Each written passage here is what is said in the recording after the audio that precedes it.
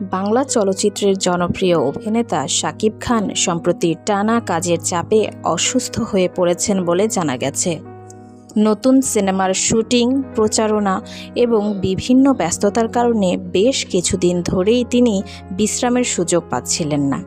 শারীরিক অসুস্থতা অনুভব করলে তাকে হাসপাতালে নেওয়া হয় এবং চিকিৎসকদের তত্ত্বাবধানে প্রয়োজনীয় পরীক্ষা নিরীক্ষা করা হয়।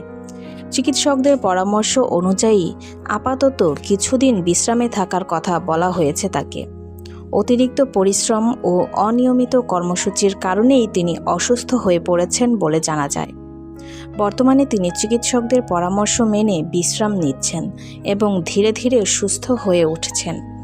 এদিকে প্রিয় তারকার অসুস্থতার খবর ছড়িয়ে পড়তেই ভক্ত অনুরাগীদের মধ্যে উদ্বেগ দেখা দিয়েছে। সামাজিক যোগাযোগ মাধ্যমে অনেকেই তার দ্রুত সুস্থতা কামনা করেছেন।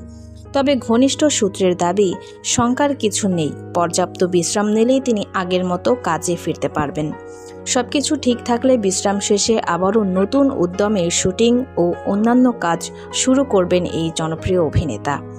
ভক্তরাও অপেক্ষায় আছেন তাকে আবার নতুন সিনেমায় দেখার জন্য। তো ভিউয়ার্স, এই বিষয়ে আপনার কি মতামত কমেন্টে জানাতে পারেন। সবাই ভালো থাকবেন। ধন্যবাদ।